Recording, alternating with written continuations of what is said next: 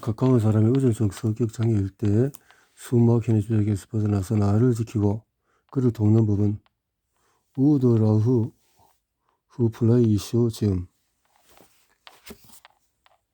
우도 라우후 플라 이슈 임상심리학자이자 정신분석학자 50년 넘게 심리학과 정신의학 분야에 몸담은 독일의 저명한 심리치료사로 성정세성과 성격장애가 주요 관심 분야다.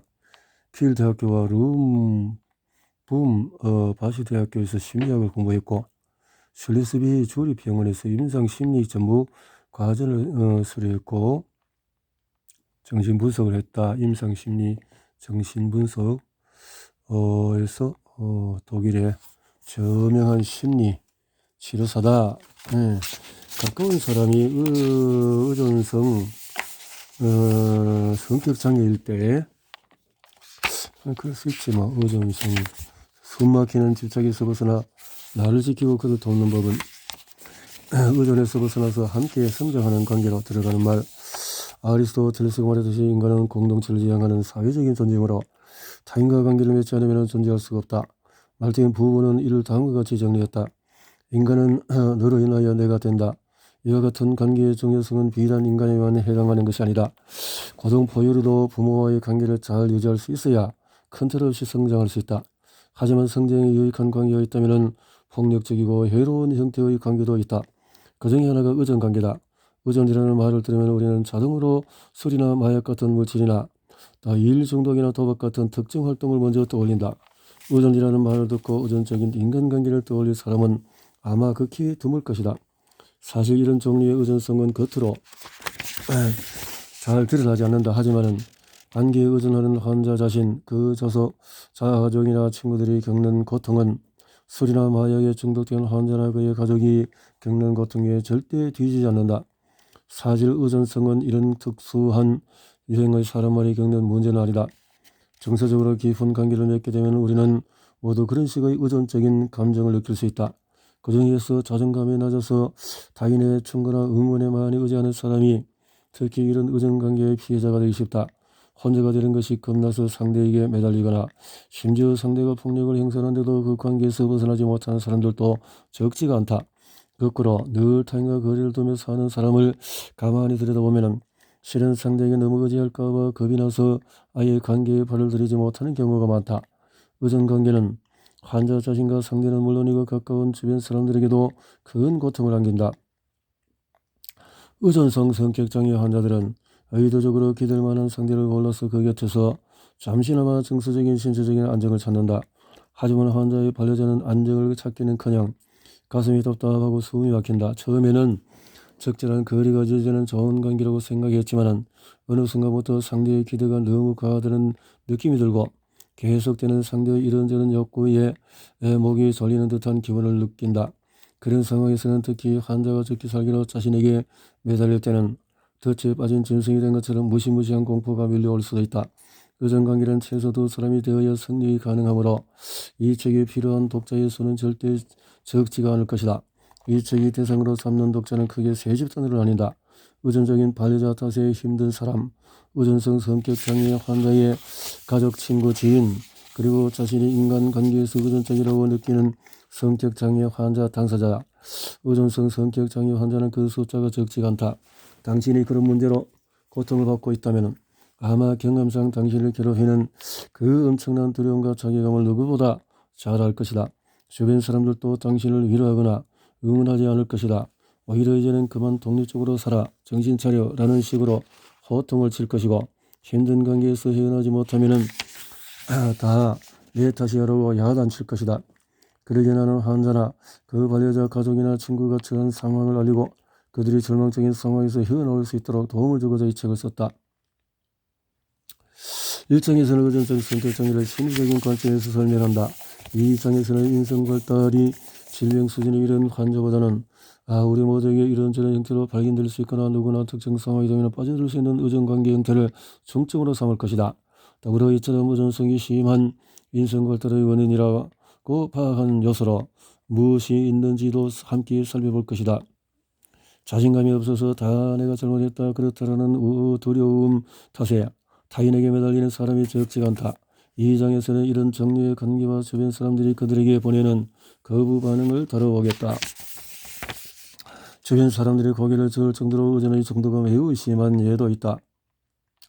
남의 부탁을 거절하거나 남의 말을 반박하는 것이 두려워 주변 사람들에게 의존하는 사람도 있다. 6장에서 의존의 관계의 밑바탕인 불안을 애써 감추며 사는 사람을 살펴볼 것이다.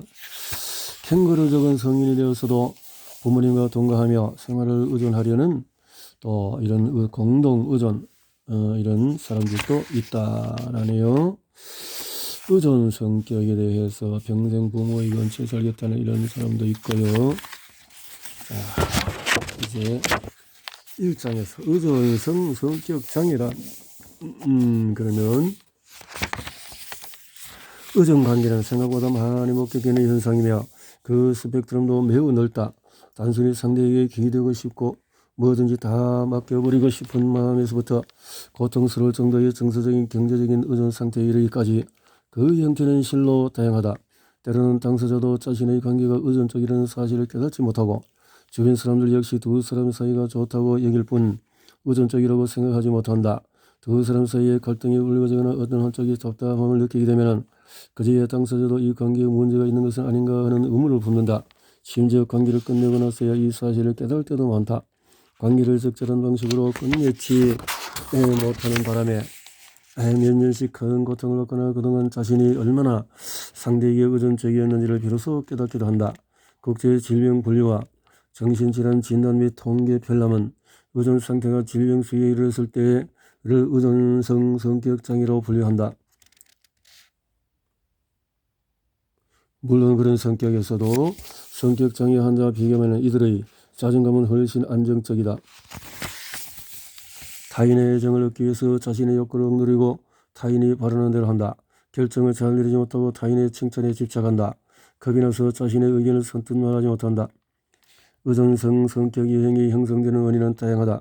유전적인 요인, 그러니까 물려받은 기질과 더불어서 사회적인 요인으로 언급된다. 물론 이 말을 듣고 아이가 그러게 된 것이 다 부모 죄라는 결론을 내리면 큰 잘못이다. 애당초 사랑이라는 것이 일종의 의존이 아닌가? 애당초 그렇지. 사랑이라는 거. 자, 이렇게 그러니까 사랑의 상태는 이쪽에서 다른 사람들이 느끼는 정서적인 의존과 같은 것일까? 내 대답은 절대로 아니다. 물론 사랑이 의존 관계에 비슷하긴 하다. 두 사람이 반려자로서 관계를 맺을 때, 그러니까 같은 눈높이에서 서로를 마주하고 상대의 자율성을 존중할 때 우리는 그것을 사랑의 관계라고 하는데, 당신 없이는 못 살아. 당신은 내 일부야.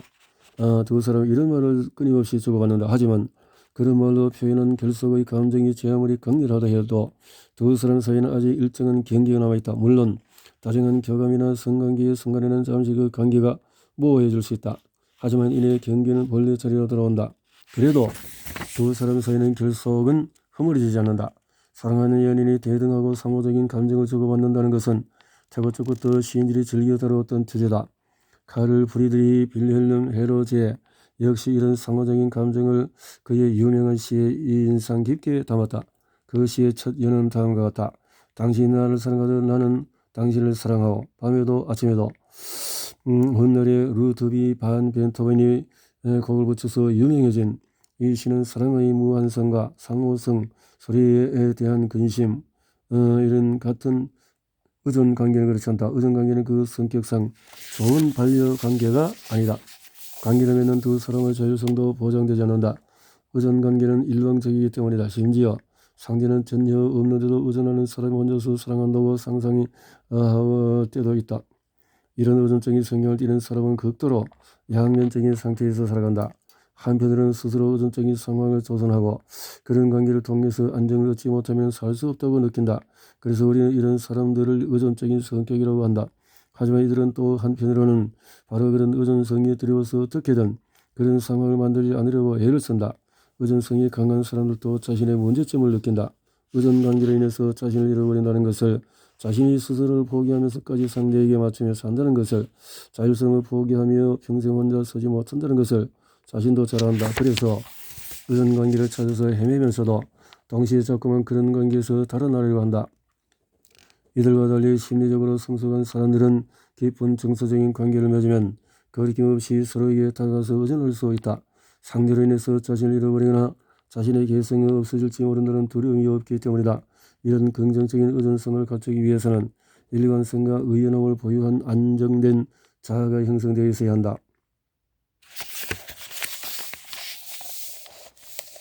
사소한 일도 확인받아야 하는 사람.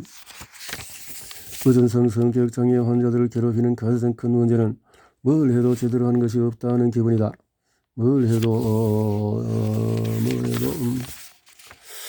학교에 다닐 때는 수업 시간이 끝날 때마다 선생님께 달려가서 필기한 내용이 옳다는 확인을 받았다. 처음에는 선생님들이 열심히 공부한다고 칭찬해 주었다. 하지만은 그것도 한두 번이지 매일같이 달려와서 확인을 못하는 학생이 반가울 리가 없었다. 아니카가 귀찮고 부담스러워진 선생님들은 근성으로 대답하거나 짜증을 내며 이제 그만하라고 야단을 쳤다. 아니카는 그런 선생님들의 태도에 상처를 받았지만은 온갖 다른 방법을 동원해서라도 어떻게든 잘했다는 확인을 받으려 했었다. 그래야 잠시나마 마음이 편했기 때문이다. 아니카는 볼펜이나 만년필을 사용하지 않았다. 연필만 고집했다. 그마저도 힘을 주지 않고 희미하게 적었고 크게 해도 작게 써서 선생님들이 글자를 읽는데 애를 먹었다. 읽을 수 있는 글자보다도 어림짐작해야 하는 글자가 더 많을 지경이었다. 한 번은 아니카가 평소 믿고 잘 따르던 선생님께 그 이유를 털어놓은 적이 있었다. 연필로 쓰면 언제라도 지울 수 있다는 것이 이유였다. 분명 제가 잘못 쓴 데가 있을 거예요.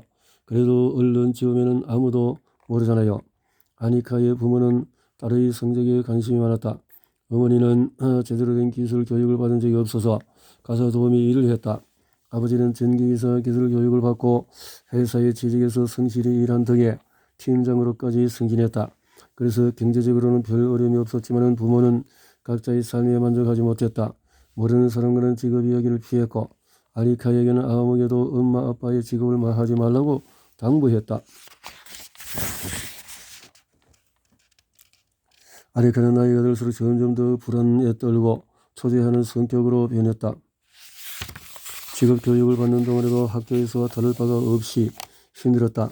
아니카는 절망스러운 심정으로 가까운 사람에게 도움을 청하려고 발버둥을 쳤다. 하지만 학교에서 마찬가지로 발버둥을 치면 실수로 돌아오는 것은 정반대의 결과였다. 처음에는 동료들도 아니카를 도와주려겠다 하지만은 아니카가 시시콜콜 물어대고 사사건건 확인을 해달라고 전화대니 다들 얼마 못 가서 부담감에 그에게서 멀어졌다. 그럴 때마다 아니카는 마음의 상처를 받았고 어찌할 바를 몰랐다. 속내를 털어놓았다가 아니카는 그의 질문에 화들짝 놀랐다. 지금까지 단 한 번도 자신의 행동에 문제가 있다고 생각해 본 적이 없었기 때문이다. 위에서 소개한 아니카의 사례는 의존적 성격 장애 환자의 전형적인 감정과 행동 방식을 보여준다. 아니카가 쓰는 필기도구 역시 그와 같은 심리를 이해하는데 단서를 제공해준다. 의존적인 성격장애의 특징적인 성격을 한 가지 더 할 수 있다. 이들은 마음속에 늘 실수를 저질렀을지도 모른다는 공포와 불안을 품고 있기 때문에 모든 수단을 총동원해서 자기 행동에 책임을 지지 않으려고 애를 쓴다. 이들은 자신의 책임을 질 능력이 없는 사람이라고 생각하기 때문이다. 아니카가 글씨를 읽기 힘들 정도로 작고 흐리게 쓰는 것도 책임을 회피하려는 전략이다. 아니카의 부모 같은 양육자의 이중적인 태도가 문제의 원인인 경우도 많다.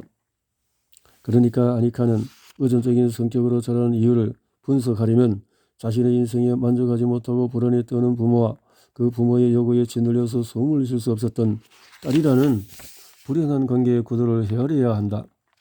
앞에서도 보았듯이 아니카는 심각한 자괴감과 그로 인한 과도한 의존성 심리 문제 때문이라는 생각을 단 한 번도 해본 적이 없었다. 그래서 아니카 같은 사람은 스스로 전문가를 찾아오는 경우가 없다. 앞서 아니카의 동료가 그랬듯이 상대의 행동이 특이하다고 지적해 주기만 해도 큰 도움을 줄 수 있다. 의존성 성격 장애 환자는 자신의 행동이 당연하다 바뀔 수 없다고 생각하기 때문에 그런 지적이 환자에게 새로운 시각을 열어줄 수 있다. 어떤 경우에는 의존관계는 불안의 원인일 수가 있다. 의존성은 불안. 당신에서 의존성 성격장애 환자라면 뭘 해도 잘하지 못할 것이라는 생각은 당신의 주관적인 불안뿐이다. 가족이나 친구라면 의존적인 가족이나 바로 짜증이 나고 분통이 터지더라도 참아주자. 혼자서는 못하겠다는 사람 3장. 마르크스는 겁 많고 소심한 아이였다. 그의 부모는 친구들의 부모보다도 비교적 나이가 많았다. 그가 태어날 당시에 어머니가 40대 초반이었고 아버지는 이미 50세였다. 마르크스의 부모는 결혼을 늦게 한 데다가 아이가 얼른 생기지 않아서 애를 태웠고 마르크스 엄마가 애타게 기다리던 외동아들이었고 마르크스 중간 정도의 성적으로 이런 마르크스는 불안이 심하고 가족과 의존의 전형적인 성격 장애 환자이다. 어릴 때부터 당연히 의존적인 너무 부정적인 효과 환자를 언제까지 옆에서 도와주고 지지를 해야 할지를 고민할 때는 그의 상황뿐 아니라 당신의 상황도 염두에 두어야 한다. 환자의 모든 문제를 해결해주고 온갖 근심을 해줘야 노력하다가 당신이 지쳐서 쓰러진다면 그건 환자나 당신 모두에게 아무런 도움이 되지 못하기 때문이다. 불안과 그로 인한 회피 행동 탓에 의존성 성격장애 환자들은 자주 병원을 찾는다. 요점을 정리하면은 의존성 성격장애 환자는 보호자 없이 혼자 있는 것을 못 견디는 사람이 많다. 불안하다. 이런 성향은 보통 어릴 때부터 생기고 부모가 불안이 심하여서 자녀를 가부화하는 양육 방식을 취하는 경우가 많다. 그 다음에 이런 아이들은 취학 연령이 되어서도 자립성이 없고 불안이 심하며 성인이 되어서도 부모에게 독립하지 못한다. 성인이 되어서 관계를 맺을 때 과거 부모와의 관계 패턴을 그대로 따르는 경우가 많다. 부모가 돌아가시는 등의 상실과 이별은 이들에게 큰 트라우마로 남기며 몸과 마음을 망가뜨릴 수 있다. 불안과 우울을 해소하기 위해서 술이나 진정제를 복용하다가 중독에 빠질 수가 있다.